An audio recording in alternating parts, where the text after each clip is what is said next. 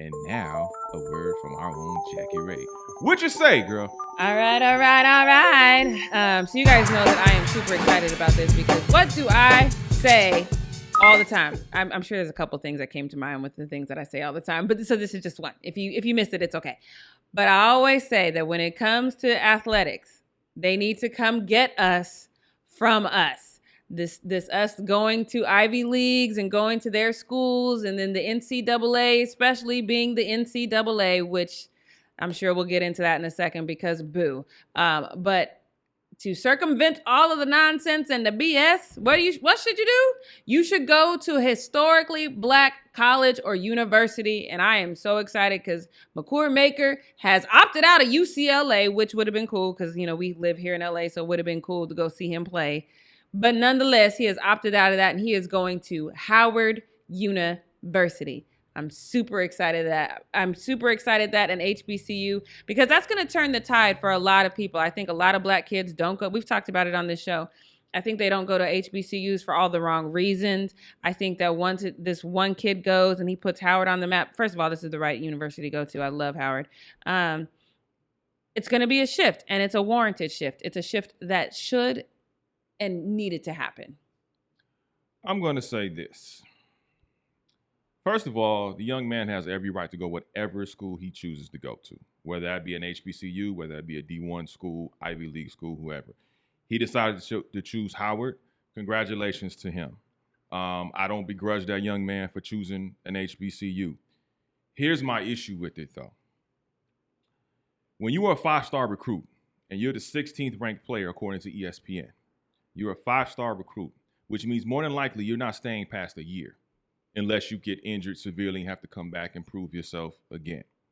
Most five-star recruits, Zion Williamsons, people like that, usually stay for 1 year, wherever school they go to, and they bounce. My problem with him going to an HBCU is simply this. When you go for scouting in the NBA, because that's where he's headed, he only gonna stay a year. Let's be honest. Howard University is a great university. I know a lot of great people that have gone there for academics. Yeah, get you a lawyer from Howard, y'all. Fun fact. Not athletics. Mm-hmm. The reason why is because when you have a five-star recruit, yes, he's going to look like men against boys, but here's what NBA scouts are going to look at. They're going to look at the level of competition you played against, the conference that you played in, and the facilities that you were exposed to. So when you turn down UCLA, Kentucky, and Memphis, which are all great basketball schools and basketball programs that play in a D1 environment against great competition, you're not going to be that high in the draft. Number two, your games are not going to be multi-televised. You may get 3 or 4 games televised. That's a now problem. That is not a forever problem. But here's the problem. The problem is not players selecting HBCUs. The problem is HBCUs not getting the capital and the power behind it. And the first step to that is to get somebody like Makur. But this is not the first step. The first step is getting the capital. If you have, I'm gonna give you 2 scenarios of how you can boost up HBCUs.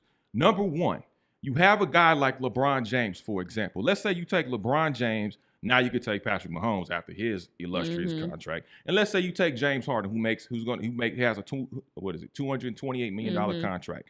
They all have influence.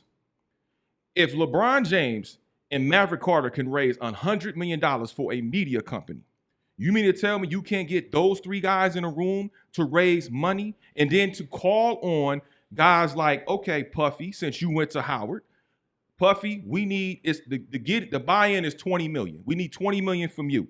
Okay, Dr. Dre, we need $20 million from you. Snoop, we need X amount from you. Ice Cube, we need X amount from you. Mark Cuban, since you want to be down with the cause, we need 15 to 20 million from you. Right. Steve okay. Ballmer, so wait. We need 20 so million from you. If we're doing Mark Cuban, I think that is a fantastic example because Mark Cuban is on one of my favorite shows, Shark Tank. Check it out. I love Mark Cuban on that because he has a business mind. So here's the thing: when you talk about, I'm not going to get into all the other athletes because I have I have ups and downs with that. I think that LeBron out here damn near saving the whole black community, and I don't think he needs to do every single thing. No, I just don't. Hold on. Okay, but with that said, though, when you talking, we just said the word for today, kids, is invest. So it has to be a viable investment. When you say, okay, let me put my money into it, now you have a representation that makes it worthy to invest in. Because here's the thing, when you go to any inner city with any black kid that's playing basketball, they're going to say, oh, I want to go to Duke. Oh, I want to go to UCLA. They're just going to say those types of things. So I think you're saying, oh, the capital is the first step. I'm not saying that it's not. I'm saying, yes, I am. I'm saying it's not. I'm saying the first thing you need to do is get the attention so that investors could say, okay, we're making moves. Now let's help these young kids that it at least is on their radar. Because now as an investor, if I'm putting money into this school, I'm not just putting money into the school. Now I have to change the mindset of generations and generations of kids. But why do those kids select those schools? You know why they select those schools that you mentioned? Because one, they have the money. Two, they're on TV damn near every week. You're not going to get the other types of schools to be on TV until you have capital. And yet Zion became Zion because of his social media and his dunks. And he went to a D1 school and he went to the tournament. He became Zion before that because I knew about Zion in high school because of his social media and his dunks. But America knew about Zion more so towards him going to Duke and then him being in the tournament, going to the Elite Eight. But you're saying there's only one way to skin a cat. Wait. The same way we found out about Steph Curry, who went to Davidson. Before we saw Steph Curry in the tournament, people, unless you were a huge basketball fan, like you eat, drink, sleep basketball, most of America didn't know about Steph Curry coming out of Davidson. The same thing about Damian Lillard coming out of Weber State. Weber State is a small school. I knew about Damian Lillard coming out of Weber State. But America did not know about Damian Lillard the way they know about Damian Lillard now. But yet, here he is. Right, because he went to the tournament. Howard ain't going to a tournament. Howard's not going to an NCAA tournament.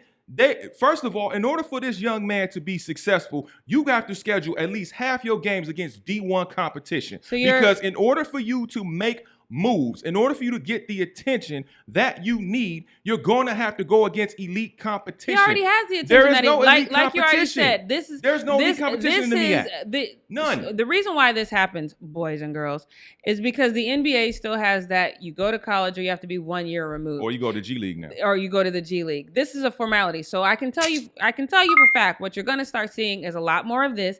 Kids are not going to feel obligated to go to the school that like Nick said because they have to. They're going to go to the G League because they can. And they can make or money. They're going to go, they're going to make money. So this is not, I emphatically disagree with that point because that mindset is saying, hey, we can't reinvent the wheel. And damn it, I'm telling you, you can.